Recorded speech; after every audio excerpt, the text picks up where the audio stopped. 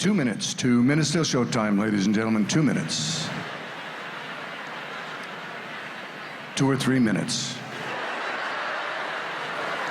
Your attention, please. In tonight's performance, we'd like to remind you that the use of recording devices, cameras, and other pornographic equipment is strictly prohibited. Photographic equipment is... Pornographic equipment is available at the gift shop. 10 seconds till showtime. 10, 9, 8, 8, 7, 5, 7, 2, 1. It's showtime. Starring the Smothers Brothers, along with the June Taylor Dancers, the Lawrence Welk Orchestra. And now, ladies and gentlemen, welcome to the stage Mother Smothers' favorite son and the other one, the Smothers Brothers.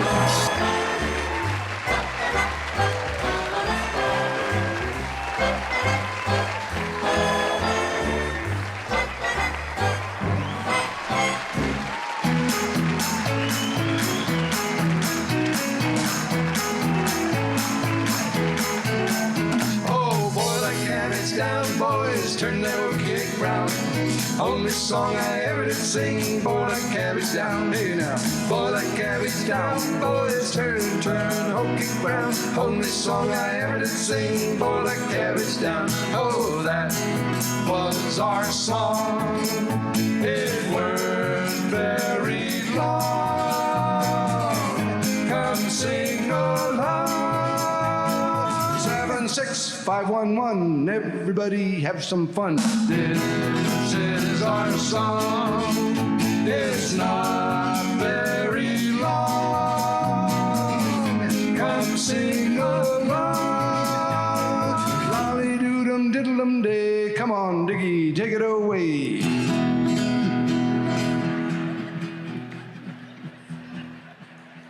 Whoops, the song is over. Thank you, that's it. Thank you all. Thank you. We're so glad you're here tonight. Spend a portion of your evening here with the Smothers Brothers, and it's such a pleasure to be back up here in Canada and work the Casino Rama once again. It's a great place. We hope you enjoy our show, and we're so glad you're here. And so thank you for sharing your evening here in one of the great, beautiful spots of the world. There's many spots in the world that are beautiful, and they're not here, but they are other places, and to be here, just right out of Toronto, and just only about 2-hour drive, you can be here in a second. And this beautiful, beautiful, beautiful casino, and the Chippewa, Chippewa, tribes, seven clans have brought together a beautiful casino made with organic things of bringing together the truth of nature and the balance of life, making sure that the things that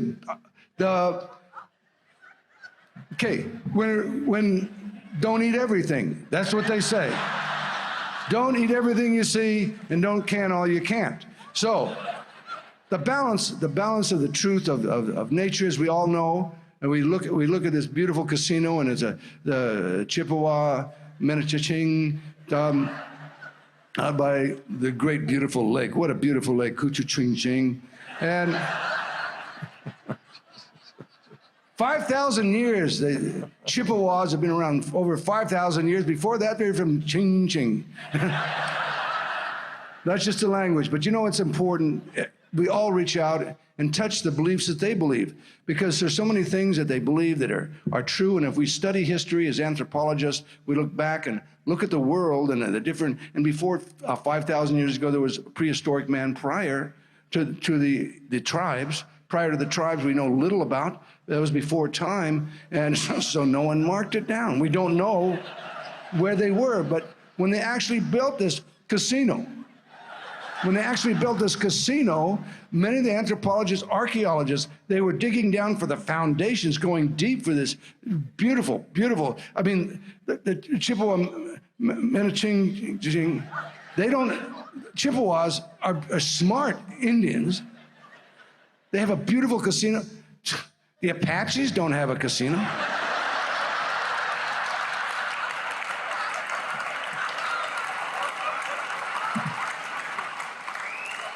And the great truth of one of the 7 clans, one of the great chiefs of the clan Rama, Chief Rama. I know of what I speak, and historically, it was 4,000 years ago. He said, in communication with nature is still repeated today through oral history. It was in the original Menaching language. He said, Chief Rama said, a day without sunshine is like night.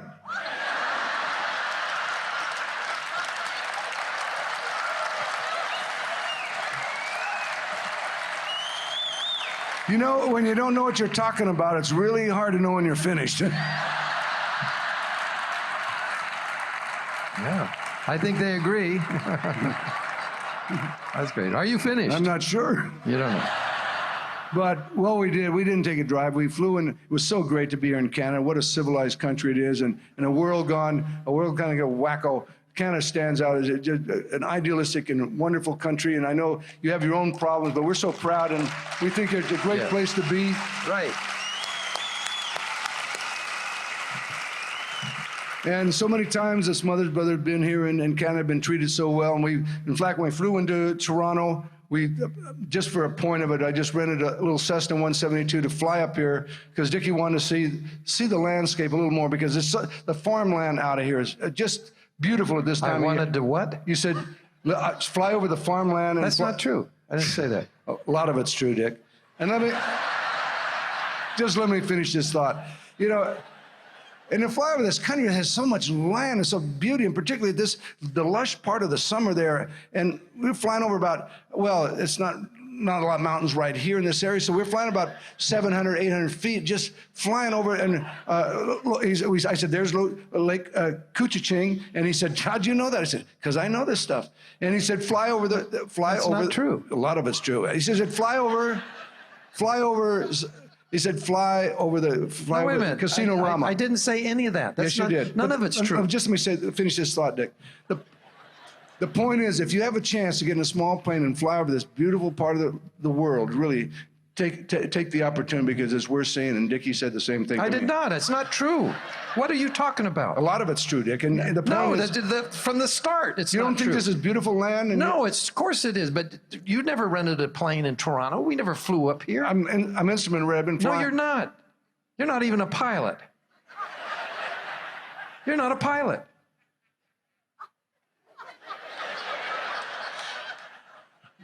So why'd you go up with me?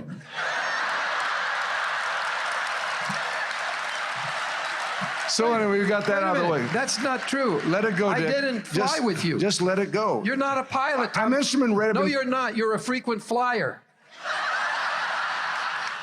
They're not even similar. A lot of us are frequent flyers, right? No matter how many miles you get, they don't upgrade you to pilot. They keep you in the passenger compartment as a passenger. You don't know how to fly an airplane. You're not instrument rated. Okay, be that as it may. Okay, be that as it may. Yeah, you claim to be one. Okay, I'm not a pilot. That's right. I might have been a pilot. I might well have been a pilot. But you're not. Yeah, but if you hadn't said anything, they would have bought it. That's right. They would have bought it. Doesn't that bother you? Not at all. And you know what? They would have bought something that's not the truth. I don't even think you know what the truth is. The truth. Excuse me. In this world that's been torn asunder, particularly in my country, in America. Asunder, not thunder. Asunder. Torn asunder. Truth is a very powerful word that's been stepped on and wrecked and stretched and twisted to the point where one of the most important words in our language has no meaning, but it does. Because truth is what you get other people to believe.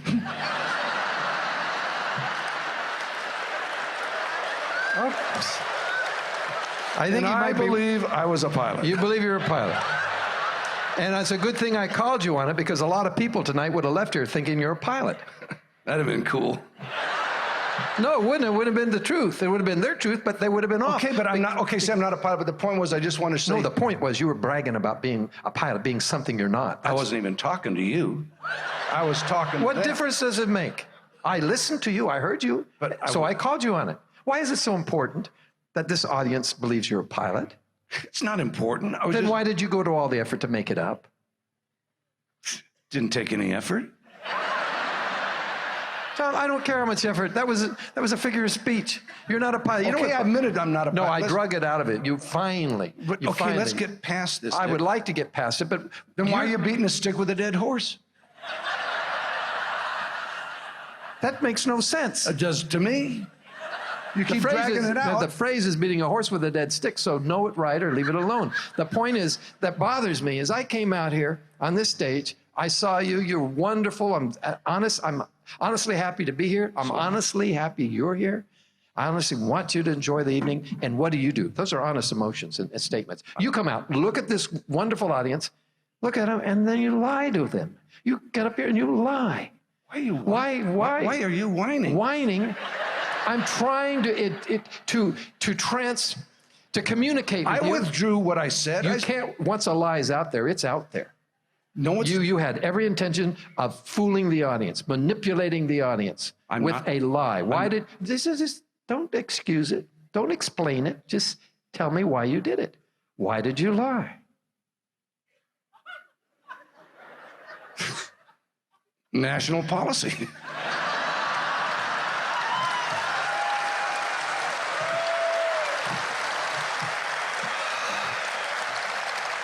Anyway, we are the Smothers Brothers. We're so happy to be here with you tonight. And of course, when we walked on stage here, I'm sure many of you recognized right away that we weren't the original Smothers Brothers. Believe me, those boys would have loved to have been here tonight. But they passed away in 1969. Terrible plane crash. Stop that. Stop that. One of them wasn't a pilot. All right. Why are you laughing? No, we are the Smothers Brothers, and we are happy to be here at Casino Rama.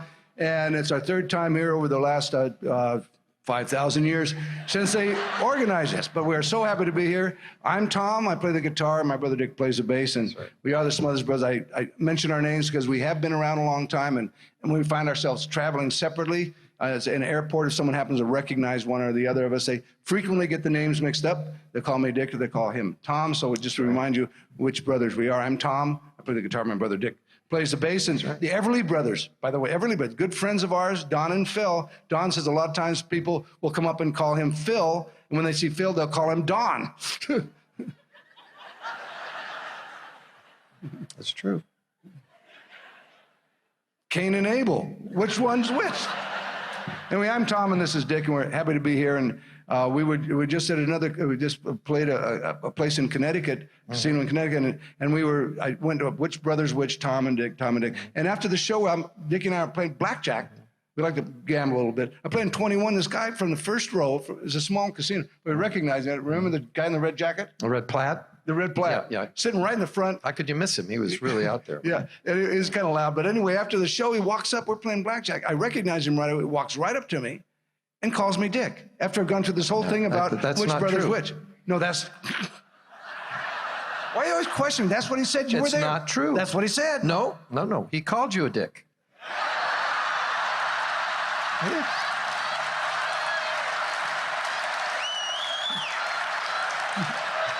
Well, that's the whole point. I'm the Tom, he's the Dick. Yeah. Wait a minute, that's not that funny. Isn't it a shame how it turned out? But anyway, one more time, I think my brother must have confused at least one of you out there. So my brother's name is Tom. And for tonight's performance, I'll be Richard. I hope that's okay. And we like to do a few cowboy songs for you. See a lot of good country groups here, and we just like to give a little tribute to some songs that we learned a long time ago. Okay. Abilene, Abilene, prettiest town I've ever seen. Women there don't treat you mean in Abilene. Abilene, my Abilene, oh yeah. Crowded city ain't nothing free, nothing but old town for me. Wish to my God that I could be in Abilene, my Abilene. As I walk down in the streets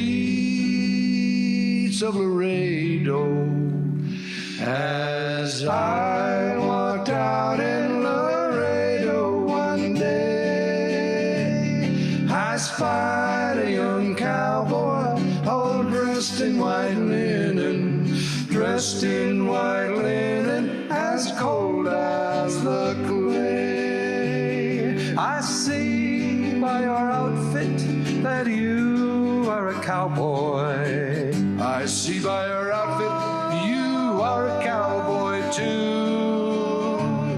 We see by our outfits that we are both cowboys.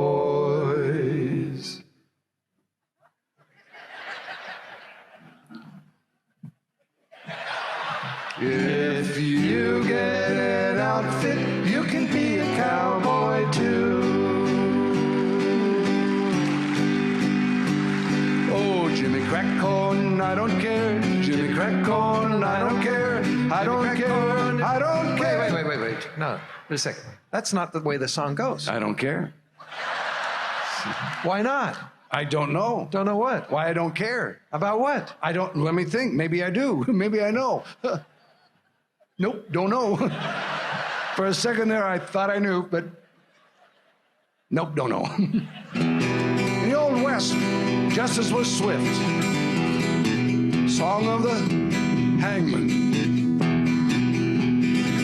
Hangman, hangman, slack your rope. Hangman, hangman, slack your rope. Slack it for all.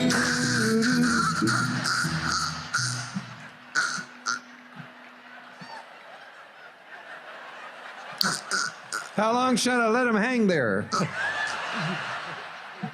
Tom, you're acting like a stupid fool. What? You're acting like a stupid fool. Oh, that's my job. You know what? You're doing a great job. Oh, thank you very much. Thank you. Don't thank me. That was not a compliment. Well, I thought It was not a compliment. It was a statement. You said you're doing a great job. I just said the courtesy, thank you. You said you're doing. I think we all thought it was a compliment. No, Tom. You said you're doing a great job. It was a statement of fact. That's all it was. Why would you give me a compliment? I didn't give you a compliment. You said you're doing a great job. I said, I bet. You took it out of context. I don't care. But you don't go there. We've been there. It doesn't work. I said you're acting like a stupid fool. And you're doing a great job. Oh, you want to connect that to the... Yes, that's context. But it was not a compliment. You can't create your own compliment. I didn't create it. You were the one that started it. No, you just thought you thought you heard a compliment, but that's not what you heard. Because what I said was not a compliment. What'd you think I heard? I know what you heard. It's not what I thought you said, though. No, it's not. You don't know what I meant by it. But I know what do you think I thought I meant by what you heard? I thought you said. I thought you meant that you were giving me a compliment. But you're wrong. So now that that's what I heard, though. That's what I thought. You created your own compliment. It's a gift. It's a gift. You didn't get it. Okay, can we move on? Okay, I just want to tell you something. You are doing a great job. You really are. Well, what do you mean by that? There's no context in this. No, it has to have a context. The context of the show tonight, you're doing a great job. And as a brother. So that's a compliment. As a brother, you're doing a great job, too. That's a compliment? Yes. Okay, I accept it. Thank you very much. You owe me one. Once upon a time, we were on TV. Every Sunday night, we knocked them dead. We got into some trouble, so they fired us. I guess it was something that we said. Those were the days, my friends. We thought they'd never end. We sang and danced, our hearts were wild and free. But then we got too hip, so we got censorship. Yes, CBS was like the KGB. We made it through those troubled times together. Our antidote was laughter and applause. And looking back, it was was a grand endeavor. And the reason we're nostalgic is because those were the days, my friends. We thought they'd never end. They did, but there's at least one thing to say. Back in those days gone past, we didn't kiss her. Hey, those were the days.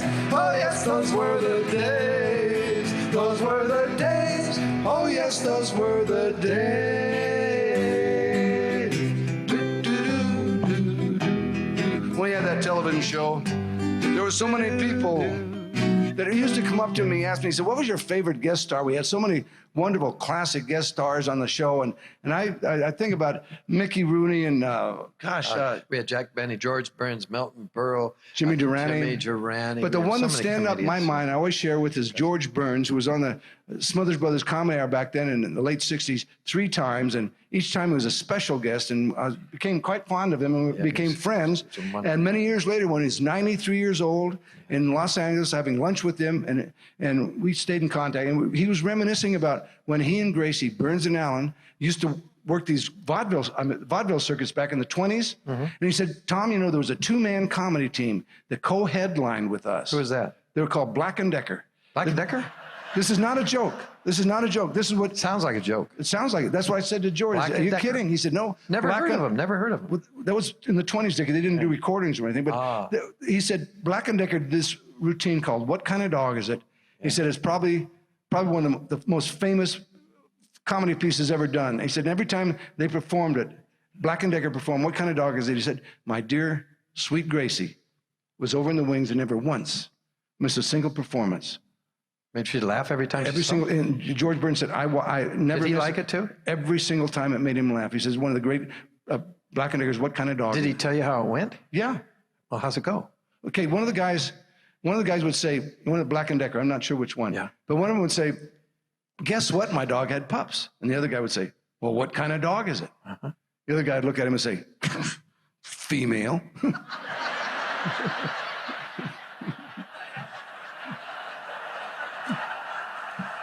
Go ahead, finish it.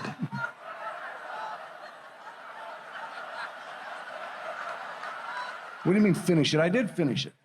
That's not that funny. Well, the punchline, when someone says, what kind of dog is it? They say, female's a surprise. It's a surprise punchline. Maybe so, but where's the humor in Dicky, you said, how does it go? I just talked it through. I didn't perform it. Well, don't argue with me. I'm just asking a question. Well, I could talk Abbott and Costello's Who's On First, that classic piece of... I could talk that through. It wouldn't be funny. That's true. You just said, how does it go? I didn't perform it. Oh, so if we perform it, get the energy of a performance, it'll be funny? George said, if you guys did it, would be hilarious. Doesn't matter if they know the punchline. Doesn't matter. You can hear it again and again. It's a classic. That's right. They laughed every time. But when someone says female, when somebody says, what kind of dog? He's like, female. So you believe in it? You think it's good? George and Gracie did Burns and Allen. Well, I like them, and I'll try it. What do I do? We'll pretend like what we'll do is we'll take a trip to the golden age of vaudeville. We'll pretend like we're Black and Decker, and I'll be Black, you be Decker. Okay. And I'll be Tom Black, you be Dick Decker. Okay, that's fine. Tell me, what does Dicky Decker do? See, it's getting funny already. We're not even into it. You trust me on this. Okay, you pretend like you're walking down Main Street, and I'll see you. I'll say, hi, Dick. You say, hi, Tom. And I'll say, guess what? My dog had pups. You say, what kind of dog is it? And I'll step up and do this punchline. And that's it? You'll hear a roar here. Okay. You'll hear a roar at the Casino Rama, that's for sure. Okay, let's do it. Canadians have a really good sense of humor, too. This will be a killer. And they like dogs up here, too. Okay, ready? Well, you sure you got it? Yep. Okay, let's go. Okay. Ladies and gentlemen, we proudly present to you tonight Black and Decker's classic vaudeville routine entitled What Kind of Dog Is It? George and Gracie's favorite. Tonight, performed by the Smothers Brothers. Okay, pretend like you're walking down Main Street. Walking? Just pretend like you're walking down Main Street.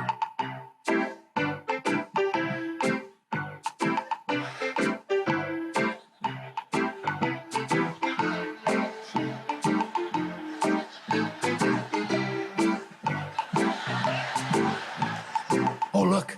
There goes Dick walking down Main Street. Whoa! Hi, Dick.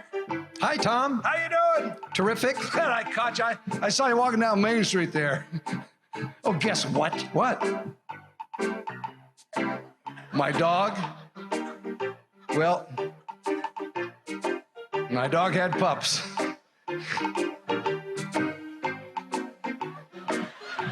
Is it a collie?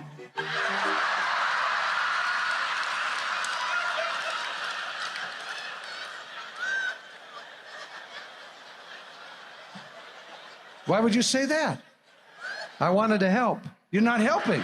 Not? It doesn't need any help. It's Don't not guess funny. what- It's not very funny. You don't guess what kind of dog it is. Just say what kind of dog is it. Don't try to guess. It's not a collie. It's not a cocker. Okay. It's not. There's thousands of dogs. Just don't keep guessing because you won't guess it because I have the punchline. So you say what kind of dog is it? I'll tell you what kind of dog it is. Don't guess. And that's it. All you say is what kind of dog. You got is it. Okay. I can do that.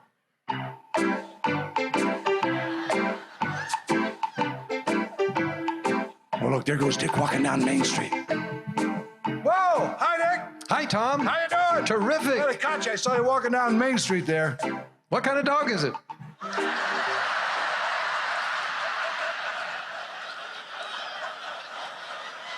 Why would you laugh at that? That's not funny. It doesn't make any sense. Why in the world would you say that? You told me to? I told you to say it, but you don't say it then. At this point, you don't even know if I have a dog. What if I don't have a dog? What happened to your dog? Nothing happened. You got to wait for me to say my dog had pups, then you say what kind of dog it is. Now pay attention. All right.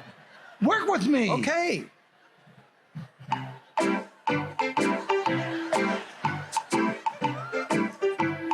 There goes that Dick.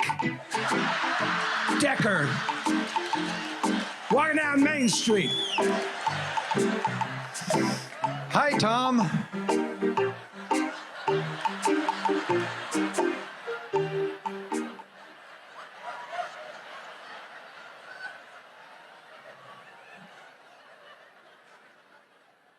What is your hurry?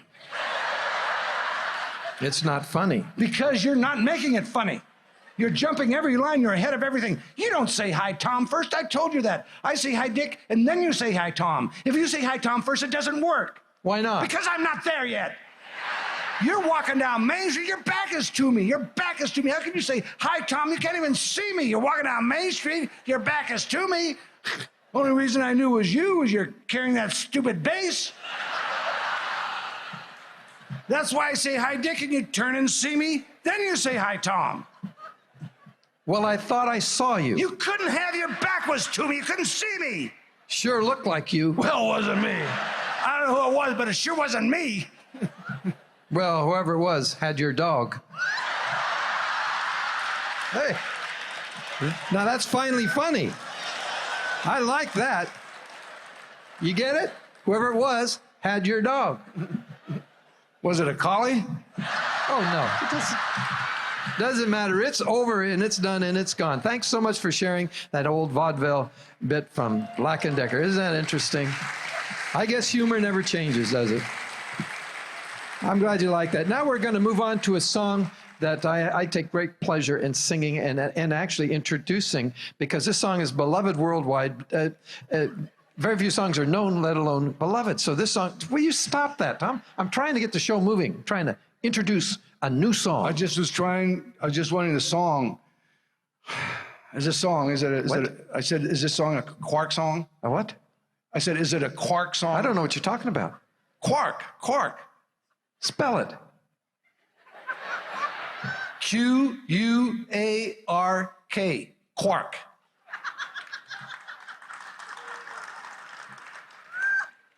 Use it in a sentence. Is it a Quark song? I told you I don't know. I give up. You tell me. What is a Quark song? Female. Get out of here. That is so stupid. I don't know what you're laughing at there. That's pathetic. Anyway, here we go. This song is beloved worldwide, so I think it deserves a lot of respect. Sung in Spanish, Latin American in origin, and I'd like to dedicate it tonight to all the lovers in the audience. Hope you enjoy it. It's entitled Cuando Caliente el Sol.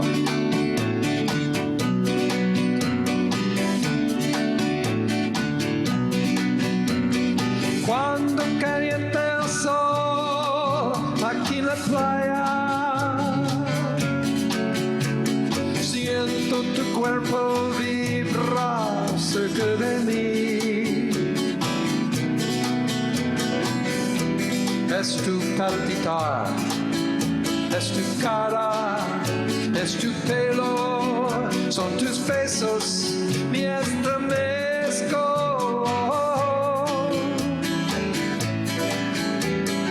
Cuando calienta el sol aquí en la playa, siento tu cuerpo vibrar cerca de mí. Es tu palpitar, tu mi cuerdo, mi locura, mi delirio, mi estremezco. Oh, oh, oh. Cuando calienta el sol aquí en la playa, siento tu cuerpo vibrar cerca de mí. Es tu palpitar, es tu cara, es tu pelo, son tus besos, mi estremezco. Oh, oh, oh. Rasaften schlafen Hunderstraßen.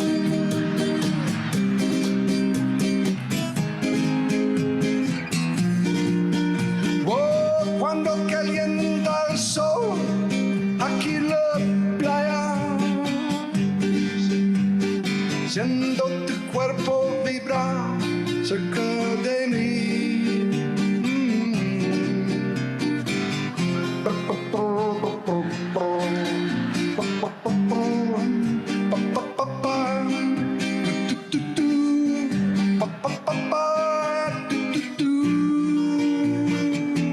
Take it, Dicky, Smothers.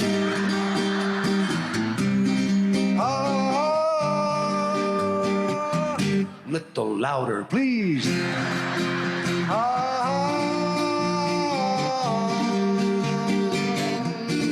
Everybody. La la la la la. Come on, let's hear you now. La la la la la. Come on now. La la la. La la. La la la.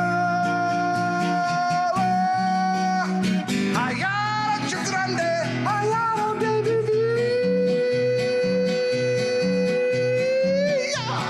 Arriba, abrir chorita, que alegre me decía, que alegre me decía. Ay, ay, ay, ah, ah. Ay, little lady, oh, little lady, ay, little lady, oh, lady, oh, lady, ay, little lady, oh, lady, ay, little lady, oh, little lady, ay, little lady, oh, lady, oh, lady, oh, lady, oh, lady. ¿Qué pasa?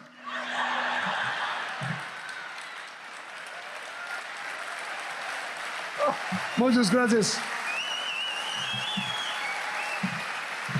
Muchas gracias, pero no es necesario porque yo tengo problema.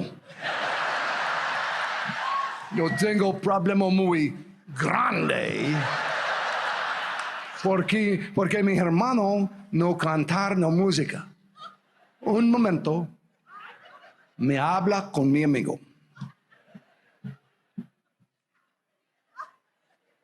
El Dicky. Ricardo, ¿qué pasa? ¿Por qué no música? Yo trabajo mucho con mi guitarra. Mis dedos, rápido con mi guitarra, pero óigame nada, todo silencio. Hablo, ¿por qué no música?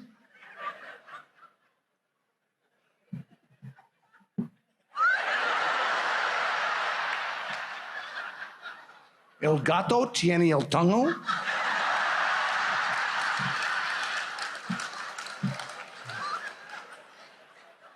Ricardo comprende. Yo tengo su hermano, me llama Tomás.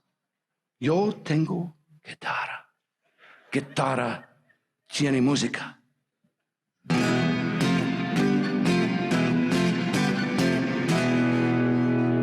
Muy bueno. You know, boom, boom.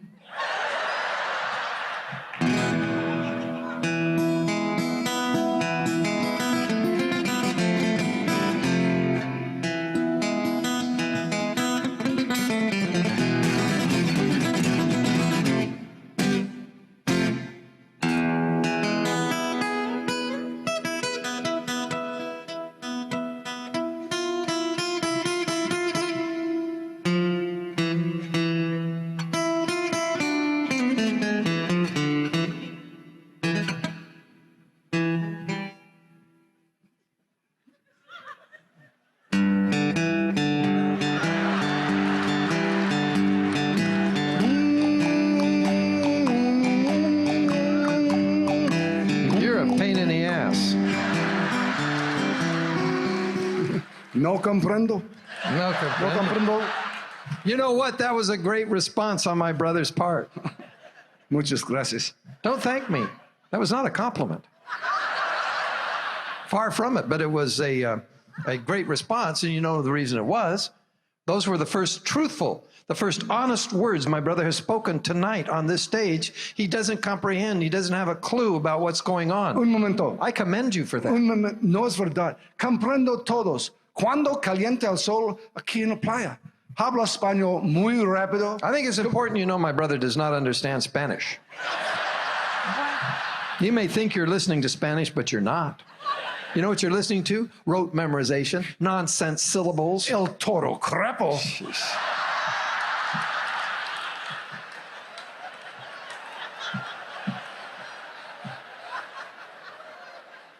What did you say? El toro crepo. You don't even know what it means. That's bullshit. Well, get out of here. Just stop that. And please don't laugh at that kind of language. Please don't laugh at that kind of language. You know what? You know what you're doing? All you're doing is reinforcing unacceptable behavior on the part of my brother. That's all you do. You wipe that silly smirk off your face.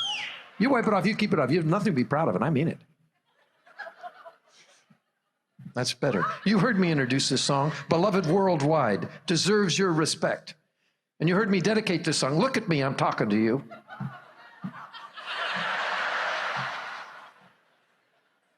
You heard me dedicate this song to the lovers in this audience. And I was counting on you to finish the song. Bad judgment on your part. You know what? He's absolutely right. You're right. Thank you very much. I'm finally right about something. Don't thank me. That was no compliment. Far from it. Yes, you're right. You're right. I can't trust you. I can't count on you. You know that song backwards and forwards. You know the music, the lyrics, everything. Yet you wrecked it. Why did you wreck it? Give me one good reason. Why'd you wreck that song? Donald Rumsfeld told me to wreck it.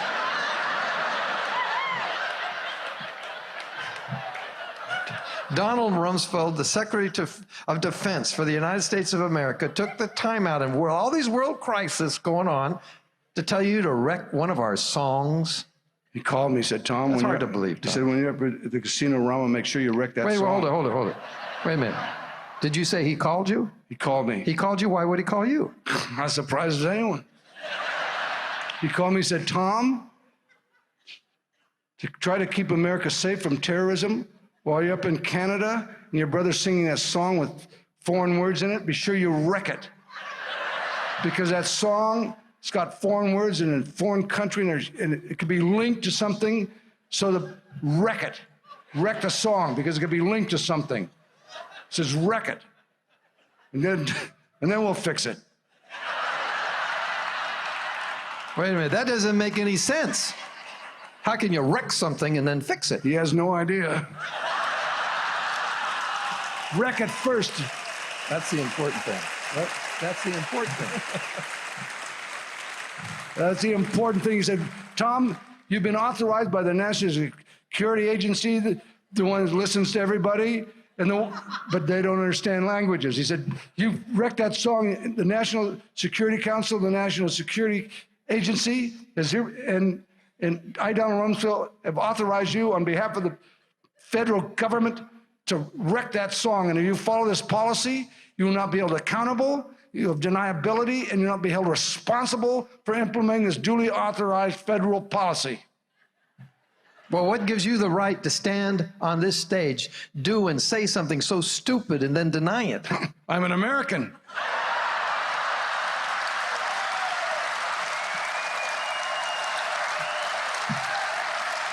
I see. And also because Donald Rumsfeld told you to do it personally. That's correct. He phoned you up and said, Tom, I want you to wreck that song. Yes, sir. Do you do everything Donald Rumsfeld tells you to do? Yes, sir, I do. You do? Yes. Would you jump off a bridge if Donald Rumsfeld told you to do it? Not again. Oh, get out of here. Just go on. Just bring that up. I wouldn't bet on that one. I don't know if they have bets on that in the casino, but leave it alone. This is a perfect time to make sure no one leaves the show with the wrong impression about how Tommy and I feel about one another. I know some of you might think since we argue all these years together, that we must hate each other. You know, underlying feeling of hate or dislike. And it's not the truth. Fact is, we love each other very much. And we worked out our relationship a long time ago. Then in the dressing room backstage before the show tonight, we worked it out again, just to be sure. And then tomorrow we'll work it out again, just to be sure. It turns out it took us a long time to learn this lesson. Anything you value, be it relationships or physical things, your health, your material goods, whatever it is. And the relationships are the most important. But if you don't work them out or maintain them on some sort of a basis, pretty soon before you know it, you don't have those things anymore. That's a pretty good truth to learn, and I'm glad we did. By the way, I saved my brother's life many years ago. I'm not bragging about it or anything, but I just honoring the pledge. My brother made me promise once he recovered. He says, Dick, what you did for me, I'm forever grateful. So I want you to promise me once a performance, you'll mention it. So I just want to tell you, I'm not bragging. Any one of you could have done what I did. All I did is take my foot off the back of his head, pull it out of the toilet. That's all I did. You could have done the same thing too if your mother was behind you and said, take your foot off your brother's head. And I did. I did right away. And his head popped up and he started breathing 5 or 10 minutes later on his own. Yeah, and he's been fine, more or less, ever since, you know.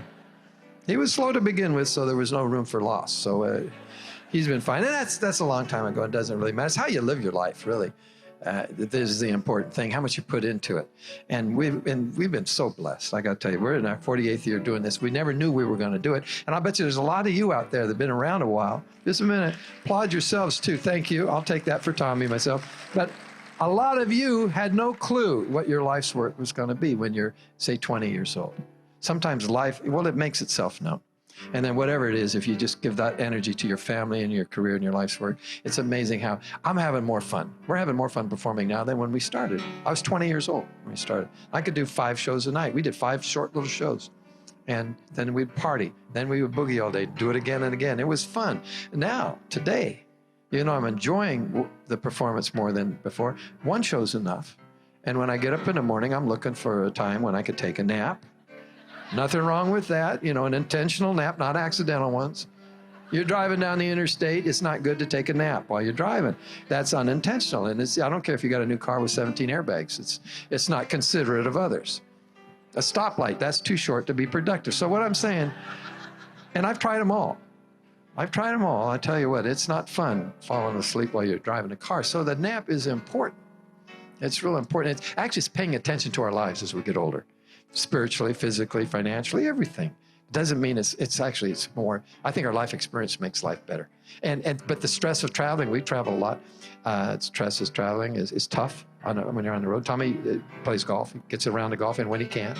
Jigsaw puzzles are a big thing with Tom. And I remember the first one, he didn't want to let me know he was trying it before he did it. So he called me up when he completed his first puzzle. He's so proud. He said, Dick, I got to show you something. So I came to his room and there he was standing like this, pointing at the table. There's a puzzle at the end of his finger. And I said, Tom, did you do that?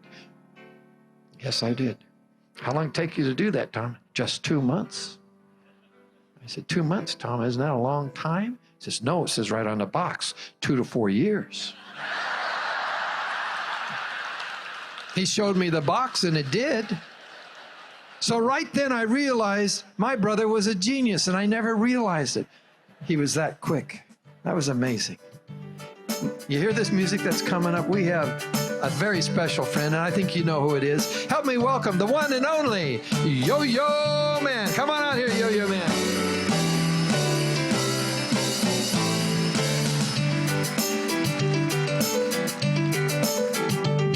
Hey, Yo-Yo Man, let's see you do it. Show us a state of yo. Get in that cool state of yo. Oh, you see how he slips into that? Isn't that awesome? Okay, let's see. Do around the world. Around the world illustrates the philosophy of yo. It shows how we live our lives like the planets that spin around in the universe. We're always going somewhere, always doing something. Hey, do around the world backwards. Around the world backwards by far more difficult because of the different directions of the spinning mass. Finds it. It's not what I asked for. That's around the world with a full twist. Ooh, and you barely pulled it off. That's called yo humor. It's a little esoteric. Hey, we have time for a couple yo-yo requests. Anybody have any favorite yo-yo tricks? Holler them out. Baby in the cradle, walk the dog. Those are the two ones. Hey, rock the baby, Yo-Yo Man. Walk the dog. Will you do them both? Will you do them both? Yes, he says yes. That means yes in yo talk. Stage right way over there so they can see it. Rock the baby in the cradle, Yo-Yo Man. Overhand release. You don't drop the yo-yo. You snap that wrist. Puts the power to the spin so you can build the cradle. Rock the baby. Put her to sleep. Lower the baby. Back up. Isn't that neat and complete? Baby in the cradle by the Yo-Yo Man. Hey, Yo-Yo Man over there.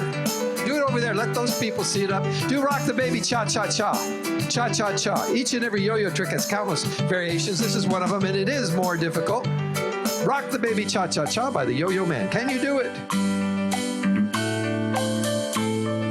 Cha-cha-cha. Oh, nice release. Perfectly dropped into the palm of the hand. Makes it look easy, but it's not. Here's another one. Yo-Yo Man, some babies are born premature. It means they're small and fragile. Got to put them in a little cradle to be kept warm and safe. The question is can you rock the premature baby in the little bitty cradle? Can you do that? You can try. Just get up and try. You see, the state of yo is not a state of perfection. There's no perfection in this life. It's being not afraid to learn something new and increase that envelope of expertise. Oh, get out of that comfort zone. Bring it back. Oh, couldn't get it up. Not bad for a man your age, though, Yo-Yo Man. You ought to got up and taken a nap. But that's okay. You want to do it? You want to try it again? I think you could do it. See, if you plan, the yo-yo's just another metaphor for things in life. You plan about it. If it doesn't work out, look at that. Perfectly done by the Yo-Yo Man. All right. Get over there and walk your dog. Thank you very much. That was 3 variations of Rock the Baby in the Cradle. Now it's Walk the Dog, and that's one of my favorites too. Both of them are. I love them both. Hey, Yo-Yo Man, before you get into this, let's see you do some. Oh, boy, you're going to take a long walk. Full body yo. Look at that. That's called full body yo. Here he goes. Walking the dog by the Yo-Yo Man. Spin it down, keep it spinning on the ground, roll it on the ground. Oh, boy, he's traveling. Oh, that's awesome. Come on back, Yo-Yo Man. Can you do it? Oh, he's full energy tonight. Spin it on down. Look at that. Don't hurt yourself. Hey, here's a variation. Okay, this is my favorite. The yo-yo strut. Watch this. The yo-yo strut. Walking the dog. Yo-yo strut. Look at this. Look at him. All right, Yo-Yo Man. That's all right. Hey, walk over here. I want to ask you a question. What kind of dog is it? We want to know. Is it a collie? No, it doesn't matter. You weren't even here. Okay, you look like the kind of guy that wants to take a trip to the mystic state of advanced yo. I'm right. Get over. These are the classic tricks, the difficult tricks, starting off with Sleeping Beauty, renamed Flying Saucer. Flying Saucer. You'll see why. Reminds me of the 1950 Flying Saucer movies. Ooh. This defies the law of gravity. Oh, look at that. Isn't that amazing? Okay, Shoot the Moon is next. Thank you very much. The Yo-Yo Man thanks you. Shoot the Moon is next. It's one of the most difficult. To do it correctly, you must be in a genuine state of yo, which means the yo must flow throughout your entire body from head to toe. You can't fake it. You got to feel groovy all over. Feel groovy. You didn't quite make it. That's just goofy. That doesn't really matter. The trick's the thing. Difficult trick. Shoot the Moon. Yo-Yo Man. If it doesn't start right, it's okay to stop the trick, start again. And that may happen on this one. You see, it wasn't balanced right. That's good. Bring it back. Shoot the moon up and out, up and out. Perfect timing. Oh, no, that's not it. No, no, no. You can do it up and out. Shoot the moon. Come on, you can do it. Don't quit, Yo-Yo Man. All right. All right.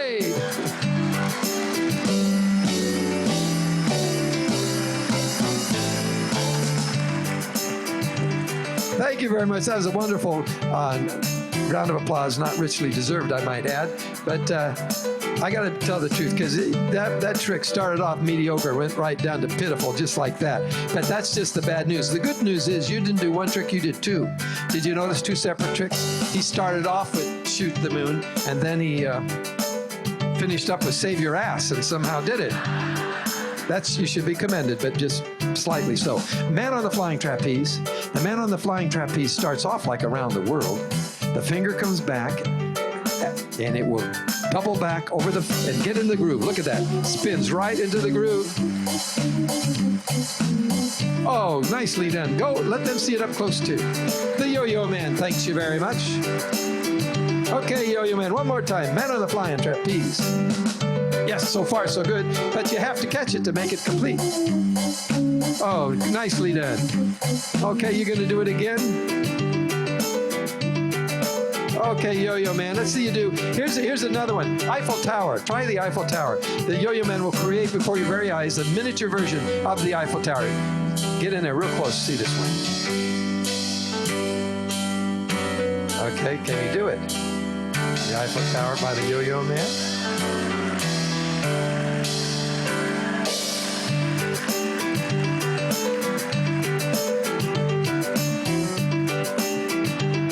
Uh-oh. Okay, the brain twister's next. Brain twister. Okay, brain twister. By the Yo-Yo Man.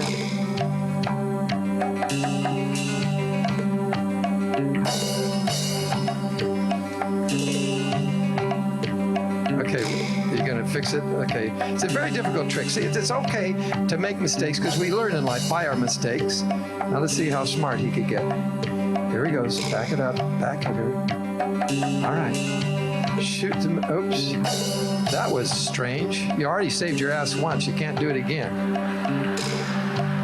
But this is interesting. It doesn't matter. See? It's interesting watching this learning process. At least I hope it's a learning process. Consistency. Having a good time, Yo-Yo Man? Consistency is to be applauded, except tonight. Okay. Brain twister. 1, 2, 3. Back it up. Okay, shoot the moon. All right.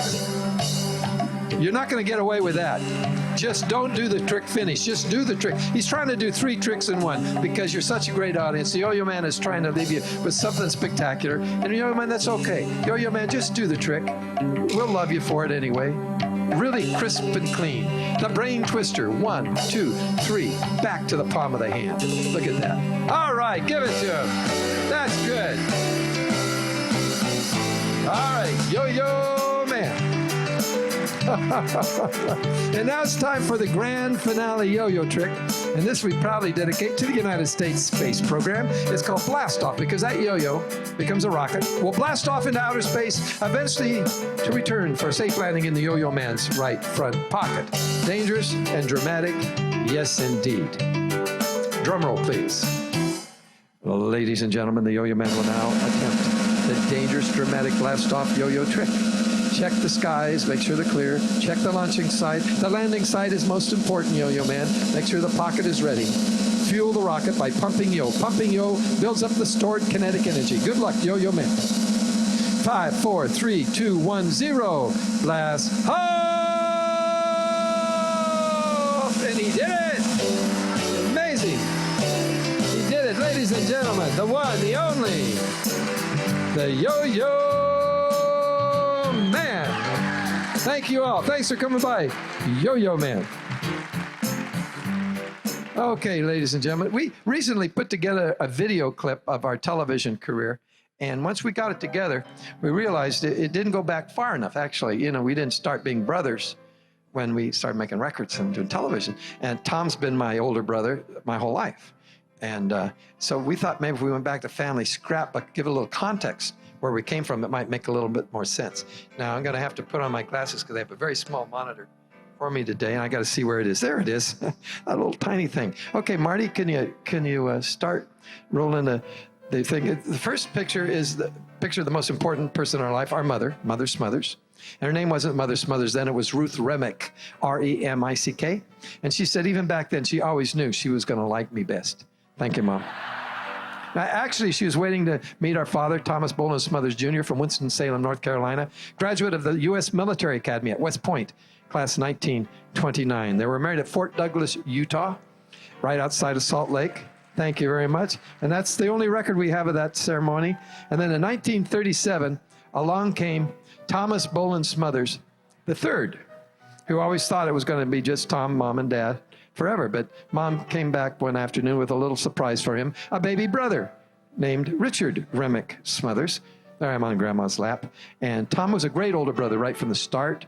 Mom said we were very different temperament personalities right from the start. She remembers me coming to her at 3 years old with perfect vision, begging to wear eyeglasses. She said I told her I knew it would make me look smart and keep me out of fights. And it did. Look how fightless and smart I looked. I was a deep thinker. Tom was always looking for UFOs and unidentified things. And then Mom did it again. She surprised both of us. Came back one afternoon with a baby sister named Sherry. Look closely at Tommy's face. What a happy guy. So many surprises, Mom. Thank you very much. But she did get in the way of our relationship. Tom talked me early enlistment in the National Guard, and there was no controversy about our showing up. We have dental records, pay stubs to prove it, and we had an honorable discharge and early enough for a second career. Then 1952 found Tom, Dick, and Sherry in Winston-Salem, North Carolina for the dedication of a U.S. Army armory in memory of our father, who unfortunately did not return from the war in the Pacific. Major Thomas B. Smothers Jr. Armory. We're proud of Dad, and we stayed with his parents, our grandpa and grandpa Smothers and grandma Smothers. And I named this picture Dumb, Dumber, and Dumbest. And look at my brother's face. There's no drugs involved in that look, folks. That's 100% teenage hormones, none of them synthetic, I might add. He got through it. Here he's at San Jose State College, south of San Francisco. Tom took the state championship on the parallel bars and also was a champion pole vaulter. My athletic career, Southern California, was at Redondo Union High School. My sport, as you can see, is track. My event, the standing redondo.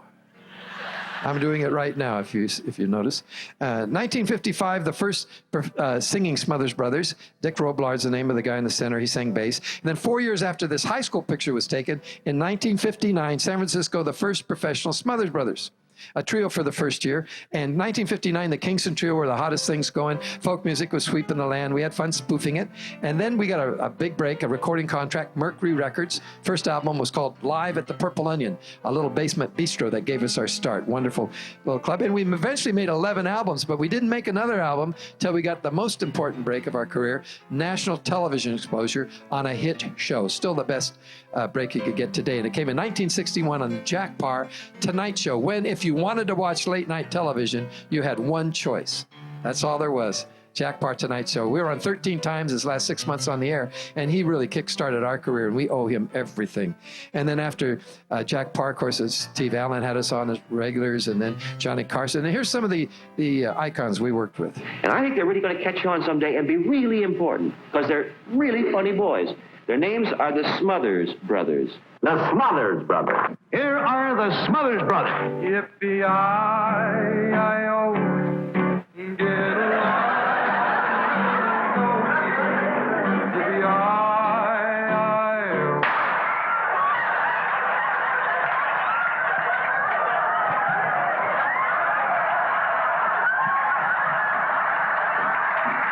Smothers Brothers. Ladies and gentlemen, the occupant brothers, Tom and Dick Smothers. Crew, would you welcome the Smothers Brothers? Tommy and Dicky Smothers. Go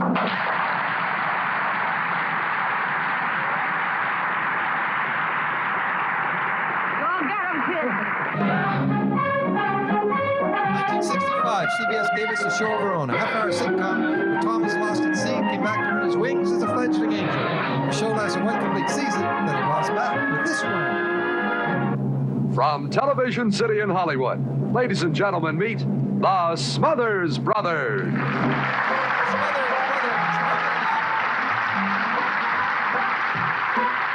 Mom liked you best. You lower your voice. Mom liked you. I know that Mom always liked you best. My mom always liked my brother best. I'm the good fairy.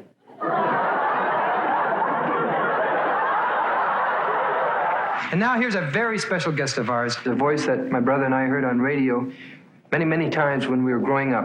And they're really wild. And this is the first time they've appeared on television in the United States. And here they are to sing their latest release. Very talented group of men. Very lovely distraction. The voice of music, the Bee Gees, the Who. The fabulous Ike and Tina Turner Review. Simon and Garfunkel.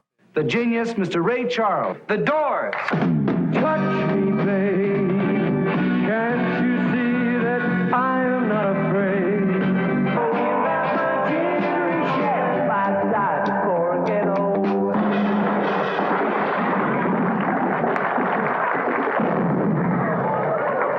That you're moving on the back roads by the rivers of my memory, and for hours you're just gentle on my mind.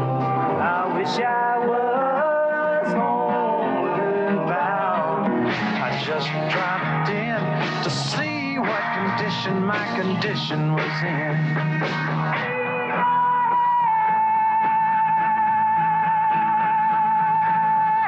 Well, it's just that you can tell who's running the country by how much clothes people wear. Who's running the country? Yeah, but you can tell by how much clothes the people wear by who's running. What do you mean? Like, some people can afford more clothes on and other people less clothes on? That's right, exactly.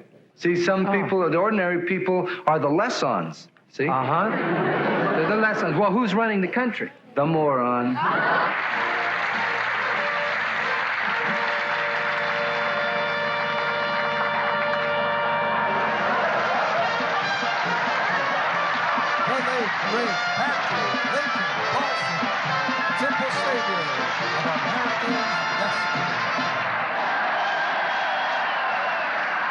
True, all the present candidates once denied they had any intention of running.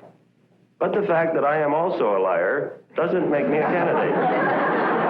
What would happen if the human race, instead of having two arms, had been created with one arm in the center of their body? Huh? But I'll clap like this.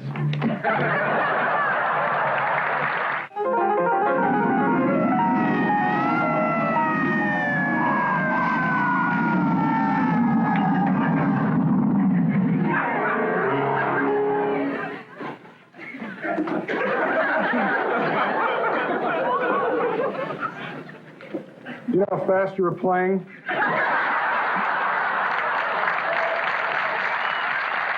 So won't you join us as we share a little tea with Goldie? I'd like to greet all you ladies as I usually do. Hi. We all know Lady Godiva, but how many of us remember the famous ride of Lord Godiva?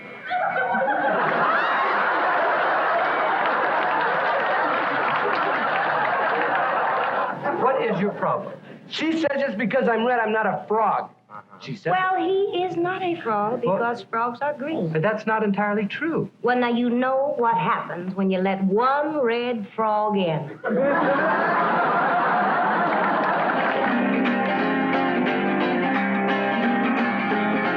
We're waist deep in the big muddy, the big fool says to push on. Waist deep in the big muddy, the big fool says to push on. Now, Hope Chief Men sure ain't no friend that's plain for all to see. And I know someone's got a fight over there, but why does it have to be me? So I wish you well, Sarge. Give 'em heck. I'm bound for Canada, you know. And if you ever get a war without blood and gore, boy, I'll be the first to go. But until then, Mr. McNamara. Only 18, I got a ruptured spleen and always carry a purse. I got eyes like a bat ham, my feet all flat, and my ass was getting worse.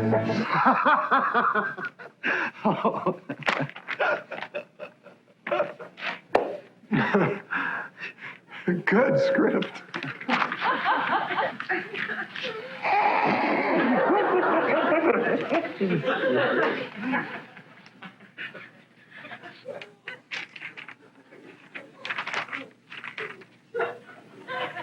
Nothing funny in this. Here you are, boys. We're through censoring your show. Do you have something important? Something very important to say on American television. You know, a lot of times we don't have opportunity to say anything important because it's American television. Every time you say something and try to say something important,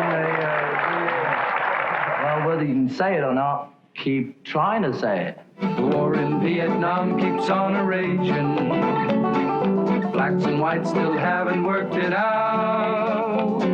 Pollution, guns, and poverty surround us. No wonder everybody's dropping out. But we're still here. Oh yeah, we're still here. We face the same old problem, but we're still... Because of the following special program, the Smothers Brothers Comedy Hour will not be presented this evening. But we're still here, we're still here. They thought that we were goners, but we're still here. But we're still here.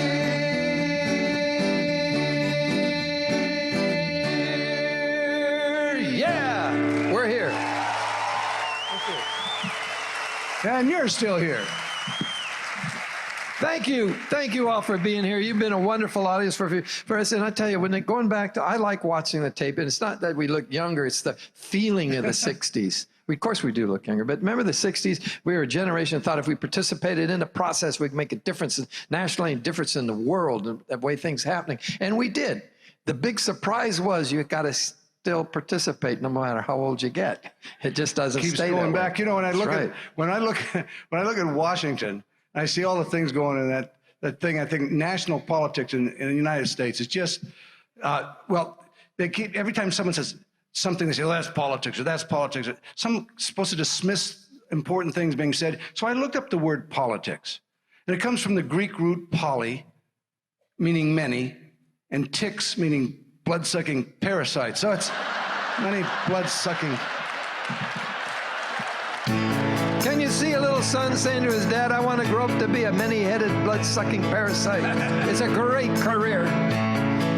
Anyway, after that, I think we need an inspirational song. And this will be our closing song. So before we get into it, on behalf of my brother and the Yo-Yo Man, I want to thank you all for being such a terrific audience for us tonight. You made us feel so welcome. And you have a wonderful stay at the Casino Rama. We wish you the best of luck. And this is a beautiful casino, and when you go out there, you know, the management told me to tell you, you know, the flowers out around this casino are so beautiful.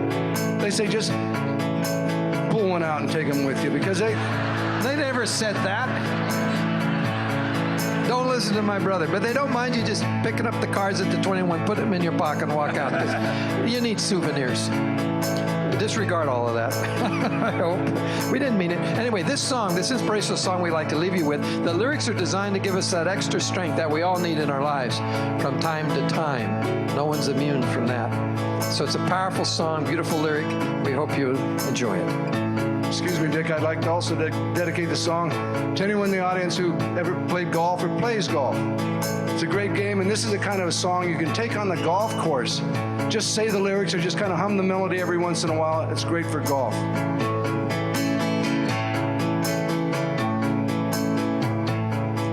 To dream the impossible dream, to fight the unbeatable foe, to bear with unbearable sorrow, to run where the brave fear to go. This is my quest to follow that star, no matter how hopeless, no matter how far, to fight for the right without question or pause, to be willing to march into hell for a heavenly cause. And I know I must always be true to this glorious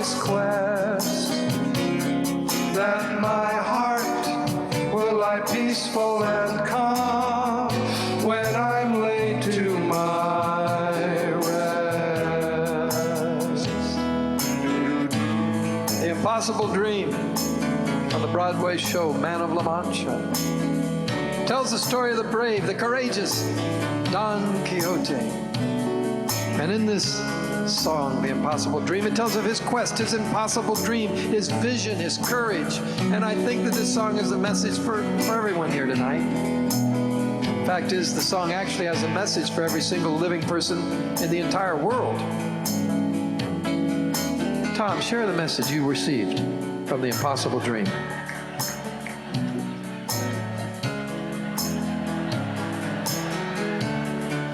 I wasn't paying attention. I know. You caught me. I don't know what the message is. I know, but this song is so powerful, you must have received something. I heard something about Don the Coyote. Don the Coyote. Who's courageous. You actually received that from the song. Isn't that amazing what you get from life when you don't listen to it? You get the wrong message. But you know what? It's a great answer because it illustrates we don't get life's messages unless we pay attention to life. Listen, seek, search out the truth. And the thing is, we get them in our own particular time when we're ready, not when someone else is ready for us. But you know what? The message of this song is so simple. Fight for what you believe in. A simple thing to do that most often is a very difficult thing to do. But if you stand straight and tall and fight for your convictions to make the world a better place, to help your fellow man, then no matter what the results of your efforts are, you're going to be the winner in life. Because you tried, you did your best. No one could ask for more than that. And wouldn't this world be a much better place if more of us would just try to do our best a little bit more often? Amen. And because of this song and this opportunity, tonight you get a second chance right now to do your best. I don't want one. It's a funny thing, life doesn't ask you if you want it or not. It's just there, and it wants to see what you do with it. So go ahead.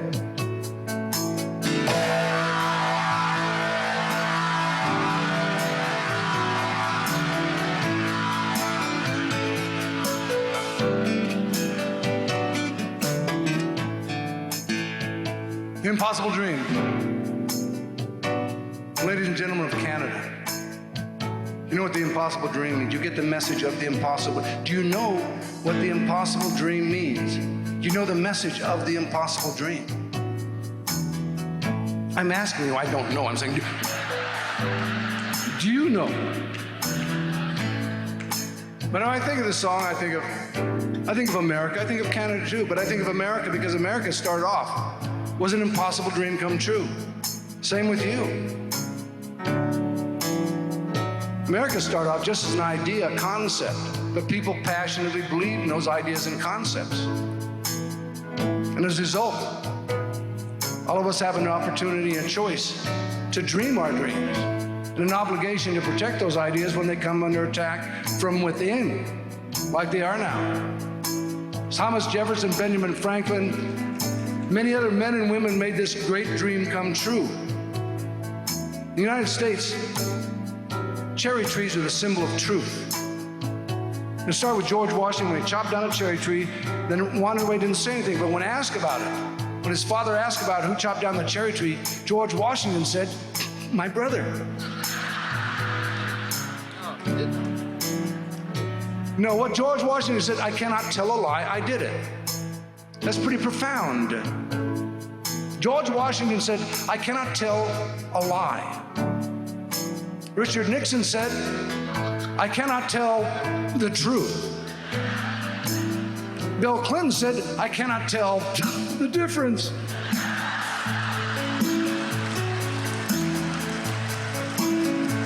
And George W. Bush doesn't even know what a cherry tree is. And this world, Well, my friends, will be better for this. as a free people, we have the freedom. So we have the freedom to reach into the toolbox of ideas. And if that toolbox is half empty, we have the freedom to reach into somebody else's toolbox. This last ounce of courage. So we have the tools to dream. So let's always remember, swing slow, keep your head down, and follow through. The impossible dream.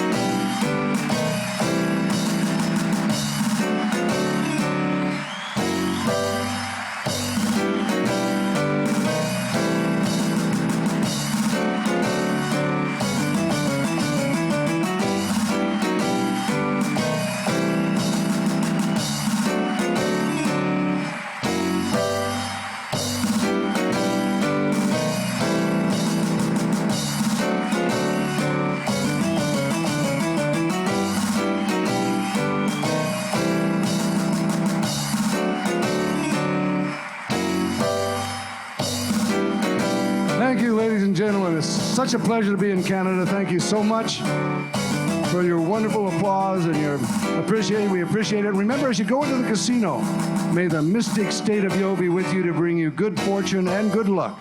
Once again, thank you very much. And of course, if you're driving tonight, drive carefully, but fast. Good night.